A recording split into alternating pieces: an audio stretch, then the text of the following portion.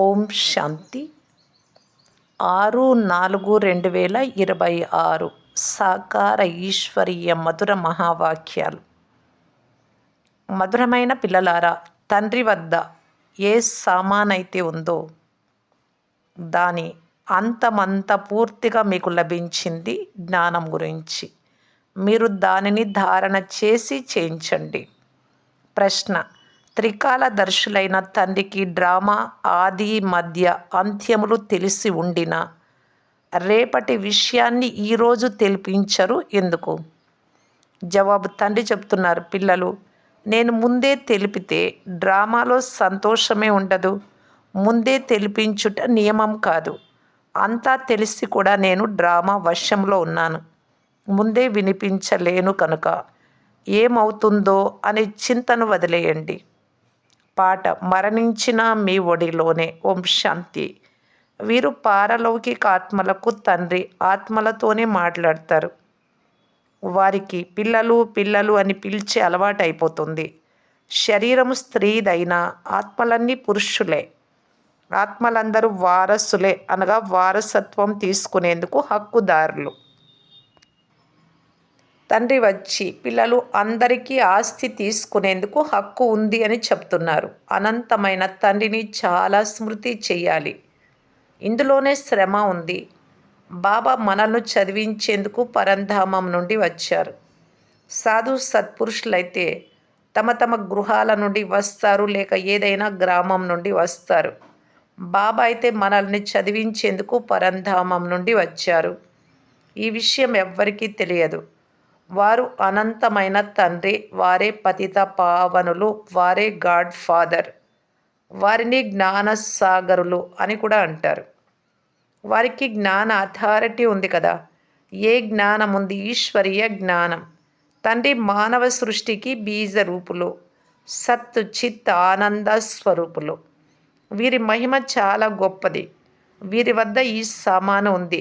ఎవరికైనా దుకాణం ఉంటే మా దుకాణంలో ఫలానా ఫలానా వెరైటీలు ఉన్నాయి అని చెప్తారు. తండ్రి కూడా నేను జ్ఞాన సాగరుడను, ఆనంద సాగరుడను, శాంతి సాగరుడను. నా వద్ద ఈ సామగ్రి ఉంది. ఈ సామానంతా మీకు ఇచ్చేందుకు నేను సంగమ యుగంలో వచ్చా. నా వద్ద ఉన్నదంతా ఇచ్చేస్తాను. ఎవరు ఎంత ధారణ చేస్తారో, అనగా ఎవరు ఎంత పురుషార్థం చేస్తారో అంతా తీసుకోవచ్చు. తండ్రి వద్ద ఏమేం ఉందో పిల్లలకి యాక్యురేట్గా తెలుసు. ఈ రోజులలో ఎవ్వరికి తమ వద్ద ఎంత ఉందో ఆ రహస్యాన్ని తెలపరు. కొందరిదైతే మట్టిలో కలిసిపోతుంది అనే మహిమ కూడా ఇప్పటిదే. ఇప్పుడే ఈ వినాశనంలో అందరిది వెళ్ళిపోయేది. అగ్ని అంటుకుంటుంది, అంతా సమాప్తం అయిపోతుంది. రాజులకు భూగర్భంలో చాలా దృఢమైన మహల్లుంటాయి.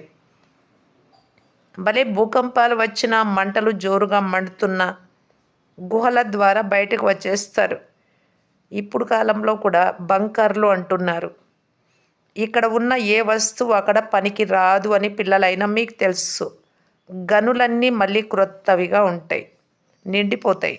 సైన్స్ కూడా రిఫైన్ అయ్యి మీకు పనికి వస్తుంది. పిల్లలైన మీ బుద్ధిలో ఇప్పుడు పూర్తి జ్ఞానం అంతా ఉంది.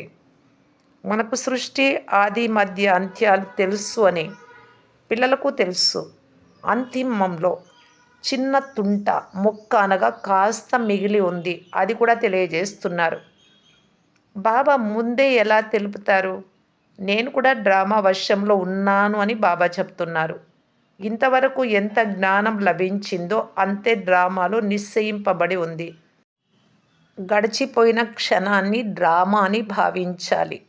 రేపేం జరుగుతుందో రేపు చూస్తాము. రేపటి మాట ఈరోజు వినిపించను.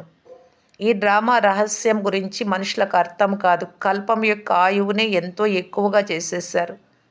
ఈ డ్రామాను అర్థం చేసుకునేందుకు కూడా ధైర్యం కావాలి. తల్లి మరణించిన హల్వా తినాలి. మరణించి మరో జన్మ తీసుకున్నారు అని అర్థం చేసుకుంటారు కనుక మీరెందుకు ఏడవాలి? బాబా తెలిపారు. మీరు వార్తాపత్రికలలో ఈ ప్రదర్శని 5000 సంవత్సరాల క్రితం ఇదే తేదీన ఇదే స్థానంలో ఇదే విధంగా జరిగింది. ఈ ప్రపంచ చరిత్ర భూగోళమంతా రిపీట్ అవుతూ ఉంది అని వ్రాయండి. ఈ ప్రపంచం ఇక కొంతకాలం మాత్రమే ఉంటుంది. ఇవన్నీ సమాప్తమైపోతాయి అని మీకు తెలుసు. మనం పురుషార్థం చేసి వికర్మ జీతులుగా అవుతాం. మరలా ద్వాపరయుగం నుండి వికర్మ పాపం యొక్క శకం ప్రారంభమవుతుంది. అనగా వికర్మలు జరిగే శకం. ఈ సమయంలో మీరు వికారాలను జయించి వికర్మ జీతులుగా అవుతారు. పాప కర్మలను శ్రీమతము ద్వారా జయించి వికర్మ జీతులుగా అవుతారు. అక్కడ మీరు స్వర్గంలో ఆత్మ అభిమానులుగా ఉంటారు. అక్కడ దేహ అభిమానం ఉండదు. కలియుగంలో దేహ అభిమానం ఉంటుంది. సంగం యుగంలో మీరు ఆత్మ అభిమానిగా అవుతారు. పరంపిత పరమాత్మ కూడా మీకు తెలుసు. ఇది శుద్ధ అభిమానము. బ్రాహ్మణులైన మీరందరికంటే శ్రేష్టమైన వారు. మీరు సర్వోత్తమ బ్రాహ్మణ కులభూషణులు.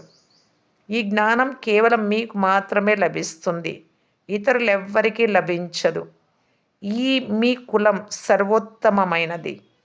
అతీంద్రియ సుఖము గోపి వల్లభుడి పిల్లలను అడగండి అని గాయనం కూడా ఉంది. మీకు ఇప్పుడు ఈ లాటరీ లభిస్తుంది. ఏ వస్తువు లభించినా ఇంత ఖుషి ఉండదు. పేదవారి నుండి ధనికులుగా అయినప్పుడు సంతోషం ఉంటుంది కదా. మీరు ఎంత పురుషార్థం చేస్తారో అంత తండ్రి నుండి రాజధాని వారసత్వం లభిస్తుంది అని కూడా మీకు తెలుసు. ఎవరెంత చేసుకుంటే అంత పొందుతారు. ముఖ్యమైన విషయం తండ్రి చెప్తున్నారు, పిల్లలారా మీ అత్యంత ప్రియమైన తండ్రిని స్మృతి చేయండి. వారు అందరికీ ప్రియమైన తండ్రి. వారే వచ్చి అందరికీ సుఖశాంతులను ఇస్తారు. ఇప్పుడు దేవీ దేవతల రాజధాని స్థాపన అవుతోంది. అక్కడ రాజా రాణి ఉండరు. ఇక్కడ రాజారాణి ఇప్పుడైతే లేరు. అక్కడ మహారాజా మహారాణి అని పిలుస్తారు. భగవాన్ భగవతి అని అన్నారు అంటే యథా రాజా రాణి తథా ప్రజ. అందరూ భగవాన్ భగవతీలుగా అవుతారు. కనుక భగవాన్ భగవతి అని అనరు. భగవంతుడు ఒక్కరే. మనుషులను భగవంతుడు అని అనరు. దేవి దేవతలు అంటారు. సూక్ష్మవతన వాసులైన బ్రహ్మ విష్ణు శంకరులకు కూడా దేవతలనే అంటారు. మరి స్థూలవతన వాసులైన వారిని భగవాన్ భగవతి అని ఎలా అంటారు? అత్యంత ఉన్నతమైనది మూలవతనం. ఆ తర్వాత సూక్ష్మవతనం. ఇది 3వ నెంబర్. ఇది మీ బుద్ధిలో ఉండాలి. మన ఆత్మలైన మన తండ్రి శివబాబాయే. శిక్షకులే కాక గురువు కూడా వారే. కంసాలి, బ్యారిస్టర్ మొదలైన వారు కూడా వారే. అందరినీ రావణుడి జైలు నుండి విడిపిస్తారు. శివబాబా చాలా గొప్ప బ్యారిస్టర్, లాయర్. అటువంటి తండ్రిని ఎందుకు మర్చిపోవాలి? బాబా మేము మర్చిపోతాము అని ఎందుకు అంటారు? మాయా తుఫానులు చాలా వస్తాయి, అవి రావాల్సిందే అని బాబా చెప్తారు. కొంత కష్టపడాలి కదా. ఇది మాయతో యుద్ధం. పాండవులైన మీరు కౌరవులతో యుద్ధం చేయడం లేదు. పాండవులు యుద్ధం ఎలా చేస్తారు? అలా చేస్తే వారు కూడా హింసకులు అవుతారు. తండ్రి ఎప్పుడు హింస నేర్పించరు. వారు కొంచెం కూడా అర్థమే చేసుకోరు. వాస్తవానికి మనం ఏ యుద్ధము చేయము. బాబా కేవలం యుక్తి తెలుపుతూ ఉన్నారు. నన్ను స్మృతి చేస్తే మాయ మీపై దాడి చెయ్యదు. దీనిని గురించి కూడా ఒక కథ ఉంది. మొదట సుఖం కావాలా లేక దుఃఖం కావాలా అని అడిగారు. సుఖం కావాలి అని చెప్పారు. సత్యుగంలో దుఃఖం ఉండదు. ఈ సమయంలో సీతలైన మీరంతా రావణుడి శోక వాటికలో ఉన్నాము అని మీకు తెలుసు. ఈ ప్రపంచమంతా సముద్రం మధ్యలో ఉన్న లంక. ఇప్పుడు అందరూ రావణుడి జైలులో ఉన్నారు. అందరికీ సద్గతినిచ్చేందుకు తండ్రి వచ్చారు. అందరూ శోక వాటికలో ఉన్నారు. స్వర్గంలో సుఖం ఉంటుంది, నరకంలో దుఃఖం ఉంది. దీనిని శోక వాటికని అంటారు. అది స్వర్గం, అశోక వాటిక. ఆ రెండింటికి చాలా పెద్ద తేడా ఉంది. పిల్లలైన మీరు ప్రయత్నించి తండ్రిని స్మృతి చేస్తే అపారమైన సంతోషం కలుగుతుంది. తండ్రి సలహాను అనుసరించకుంటే సవతి పిల్లలుగా అవుతారు, ప్రజలలోకి వెళ్ళిపోతారు. స్వంత పిల్లలైతే రాజధానిలోకి వచ్చేస్తారు. రాజధానిలోకి రావాలి అనుకుంటే శ్రీమతమును అనుసరించాల్సి ఉంటుంది. కృష్ణుడి నుండి సలహాలేమి మతం లభించదు. ఇప్పుడు మీరు శ్రీమతమును తీసుకుంటూ ఉన్నారు. దీని ఫలితం సత్యుగంలో అనుభవిస్తారు. మళ్ళీ ద్వాపర యుగంలో రావణుడి మతం, వికారాల మతం లభిస్తుంది. అందరూ రావణుడి మతమును అనుసరించి అసురులైపోతారు. మీకు ఈశ్వరీయ మతం లభిస్తుంది. తండ్రి యొక్క సలహాలు మతమునిచ్చేవారు ఒక్క తండ్రి మాత్రమే. వారి ఈశ్వరుడు. మీరు ఈశ్వరీయ మతంను అనుసరించి ఎంతో పవిత్రంగా అవుతారు. మొదటి పాపము విషయ సాగరంలో మునకలు వేయుట. దేవతలు విషయ సాగరంలో మునకలు వేయరు. అక్కడ పిల్లలు పుట్టరా అని అడుగుతారు. పిల్లలు ఎందుకు పుట్టరు కానీ అది వికారాలు లేని సంపూర్ణ నిర్వికారి ప్రపంచం. అక్కడ ఈ వికారాలు ఏవి ఉండవు. దేవతలు కేవలం ఆత్మ అభిమానులుగా ఉంటారు. పరమాత్మ అభిమానులుగా ఉండరు అని తండ్రి అర్థం చేయించారు. మీరు ఆత్మ అభిమానులే కాక పరమాత్మ అభిమానులు కూడా. ఇంతకుముందు ఆత్మాభిమానము లేదు, పరమాత్మ అభిమానము లేదు. సత్యుగంలో పరమాత్మ గురించి తెలియదు, ఆత్మ గురించి తెలుసు. నేను ఆత్మను ఈ పాత శరీరాన్ని వదిలి క్రొత్తది తీసుకుంటాను అని ముందు నుండే తెలిసిపోతుంది. ఇప్పుడు పాతదానాన్ని వదిలి క్రొత్త తీసుకోవాలి. కుమారుడు జన్మిస్తున్న ముందే సాక్షాత్కారం కూడా అవుతుంది అక్కడ. యోగ బలంతో మీరు విశ్వానికంతా అధికారులు అవుతారు. మరి ఆ యోగ శక్తితో యోగ బలంతో పిల్లలు జన్మించలేరా? యోగ బలంతో మీరు ఏ వస్తువునైనా పావనంగా చేయగలరు. కానీ మీరు స్మృతి చేయడం మర్చిపోతారు. కొంతమందికి బాగా అభ్యాసం అవుతుంది. చాలామంది సన్యాసులకు కూడా భోజనంపై చాలా గౌరవం ఉంటుంది కనుక చాలా మంత్రాలు చదివిన తర్వాత భోజనం చేస్తారు. మీకు ఇక్కడ పథ్యము తెలుపబడింది. మాంసము, మద్యము ఇలాంటివి సేవించరాదు. మీరు దేవతలుగా అవుతారు కదా. దేవతలు ఎప్పుడు మురికి పదార్థాలు తినరు కనుక అంత పవిత్రంగా అవ్వాలి. నా ద్వారా మీరు నన్ను తెలుసుకున్నందున సర్వము తెలుసుకుంటారు. తర్వాత ఇక తెలుసుకునేది ఏమీ ఉండదు. సత్యుగంలో చదువు కూడా చాలా వేరుగా ఉంటుంది. ఈ మృత్యులోకంలో చదువు ఇప్పుడు సమాప్తమవుతుంది. మృత్యులోక వ్యవహారాలన్నీ సమాప్తమై ఒకే అమరలోక వ్యవహారాలు ప్రారంభమవుతాయి. పిల్లలకి ఎంత నశ ఎక్కాలి. అమరలోకానికి అధిపతులుగా ఉండేవారు పిల్లలైన మీరు అతీంద్రియ సుఖం పరమసుఖంలో ఉండాలి. పరమపిత పరమాత్ముడి పిల్లలము లేక విద్యార్థులం. పరంపిత పరమాత్మ ఇప్పుడు మనల్ని ఇంటికి తీసుకెళ్తారు. దీనిని పరమానందమని అంటారు. సత్యుగంలో ఈ మాటలు ఏవి ఉండవు. ఇవి ఇప్పుడు మాత్రమే మీరు వింటున్నారు. ఇప్పుడు మీరు ఈశ్వరీయ కుటుంబానికి చెందినవారు. అతీంద్రియ సుఖం గురించి తెలుసుకోవాలి అంటే గోపికలను అడగండి అని గాయనం ఇప్పటిదే. పరంధామ నివాసి అయిన తండ్రి వచ్చి మనకు తండ్రిగా, టీచర్గా, గురువుగా అయ్యారు. ముగ్గురు కూడా సేవ చేయువారే. తండ్రికి ఎలాంటి అభిమానము లేదు. నేను మీకు సేవ చేసి మీకు నా సర్వస్వం ఇచ్చి నిర్వాణధామంలో పైన కూర్చుండిపోతాను అని తండ్రి అంటారు. కనుక వారు సేవకులే కదా. వైస్రాయ్ మొదలైన వారు సంతకం చేసినప్పుడు విధేయుడనైన సేవకుడను, ఒబీడియంట్ సర్వెంట్ అని వ్రాస్తారు. బాబా కూడా నిరాకారులు, నిరహంకారులు కూర్చొని ఎలా చదివిస్తున్నారో గమనించండి. ఇంత శ్రేష్టమైన చదువుని ఇతరులు ఎవ్వరూ చదివించలేరు. ఇన్ని పాయింట్స్ ఎవ్వరూ ఇవ్వలేరు. మనుషులు వీరికి ఏ గురువులు నేర్పించలేదు అని తెలుసుకోలేరు. గురువు అయితే చాలామందికి గురువుగా ఉంటారు, ఒక్కరికి మాత్రమే గురువుగా ఉండరు. ఈ తండ్రి ఒక్కరే పతితులను పావనంగా చేసేవారు. సత్యమైన సద్గురువు జగత్తుకి గురువు తండ్రి.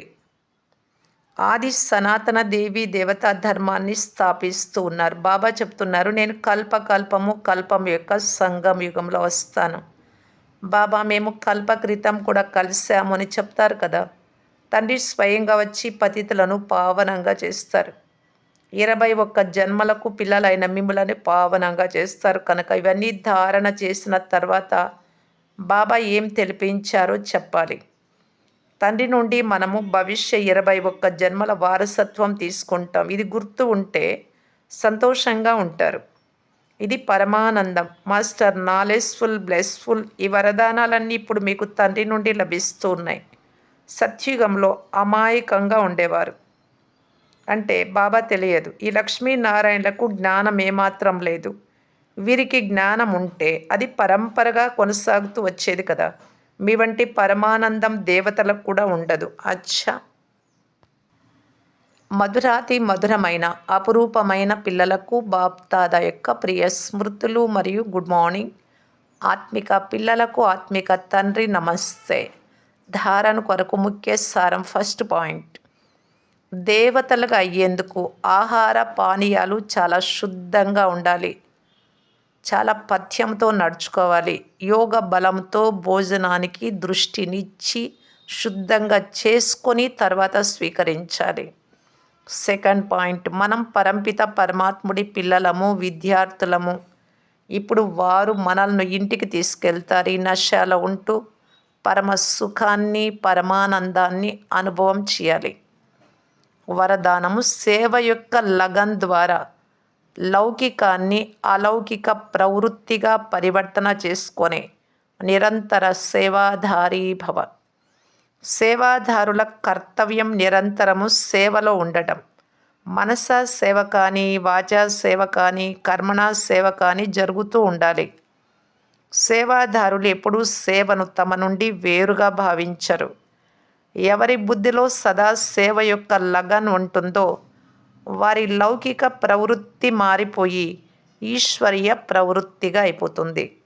సేవాదారులు ఎప్పుడూ తమ ఇంటిని ఇల్లుగా భావించరు, సేవా స్థానంగా భావించి నడుస్తారు. సేవాదారి యొక్క ముఖ్యమైన గుణం త్యాగం. త్యాగవృత్తి కలవారు ప్రవృత్తిలో తపస్వి మూర్తిలుగా అయి ఉంటారు.